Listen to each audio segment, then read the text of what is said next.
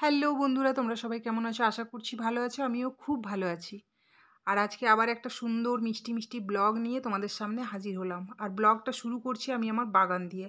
বাগানের এই এত সুন্দর গোলাপটা তোমাদের সাথে শেয়ার না করে আর থাকতে পারলাম না। গোলাপ কার কার প্রিয় সেটা কিন্তু অবশ্যই জানিও। আমার তো খুব ভালো লাগে। আর কতটা বড় হয়েছে দেখো। তো বাগান থেকে চলে এলাম ছাদে। ছাদে নিয়ে এসেছি অনেকগুলো গাজর। গাজরটাকে ধুয়ে পরিষ্কার করে খোসা ছাড়িয়ে তারপরে চলে এলাম ছাদে। গাজরটা এনেছি কিসের জন্য সেটা তোমাদের জানিয়ে দিই। সেটা হচ্ছে যে আজকে হবে গাজরের হালুয়া। তো রোদ তো খুব একটা নেই ছাদের মধ্যে, তো ভাবলাম ছাদে বসেই গাজরটাকে গ্রেট করে নিই। আর দেখো তোমাদের সাথে গল্প করতে করতে কিন্তু গাজরটা খুব সুন্দর ফাইন করে গ্রেট করা আমার হয়ে গেছে। গাজরটা গ্রেট করার পরে মটরশুঁটি কিছুটা ফ্রিজে রাখা ছিল, তো ভাবলাম এক ঢিলে দুই পাখি মারবো। তো একই হাতে কাজটা কমপ্লিট করে নিলাম, মানে মটরশুঁটিটা ছাড়িয়ে নিলাম। আর বাইরের ওয়েদারটা জাস্ট দেখো, আজকে একদম ভালো না, রোদ তো ছিলই না।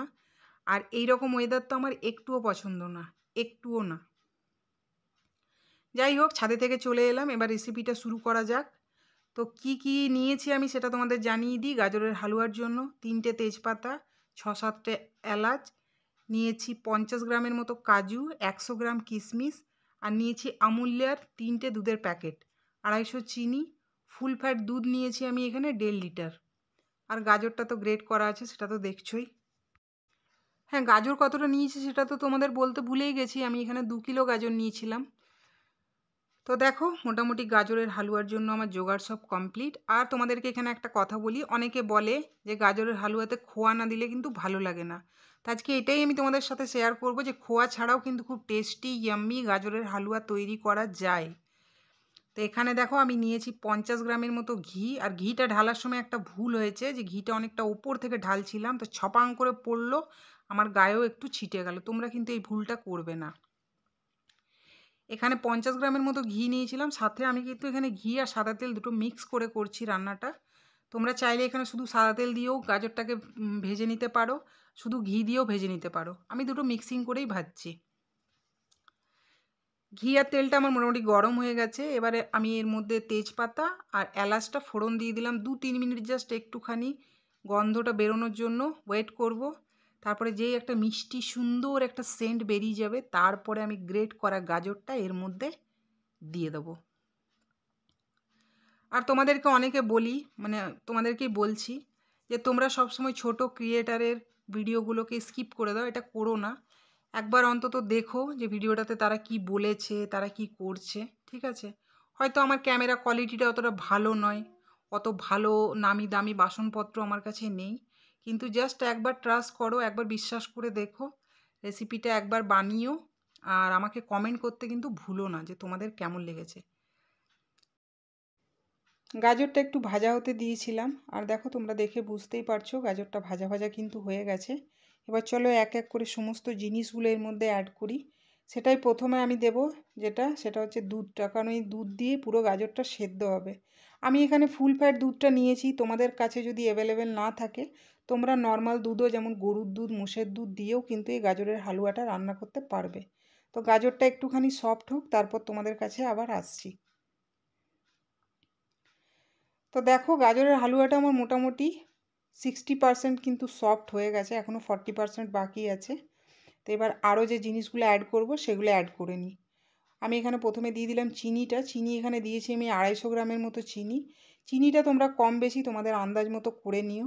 আমাদের বাড়িতে মিষ্টি খুব একটা কেউ খায় না, মিষ্টি পছন্দ করি আমি। আর আমার মনে হয় গাজরের হালুয়াতে একটু মিষ্টি না হলে কিন্তু ভালো লাগে না। তো যদি চিনি পরে লাগে তাহলে আমি এটাতে চিনি আরও অ্যাড করব। তারপরে দিয়ে দিলাম কাজু আর কিশমিশটা।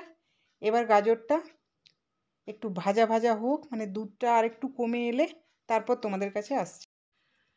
তো এখানে দেখো, অনেকটাই কিন্তু গাজরটা শুকিয়ে এসছে, এখনও রান্নাটা কমপ্লিট হয়নি। আর হ্যাঁ, আমি সাথে এটাও বুঝতে পারছি যে গাজরের হালুয়া কিন্তু বানাতে প্রচুর পরিশ্রম, প্রচুর সময় নেয়। কিন্তু তার সাথে তো এটাও মানবে যে খেতেও তো কত স্বাদ হয়, তাই না? তো একটু ভালো জিনিস খেতে গেলে তো একটু কষ্ট করতেই হয়।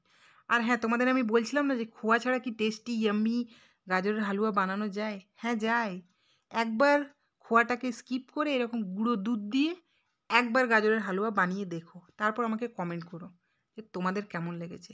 বিশ্বাস করো, অসাধারণ অসাধারণ একটা রেসিপি, যেটা তোমরা একবার খাবে বারবার বানাবে, এইভাবেই বানাবে।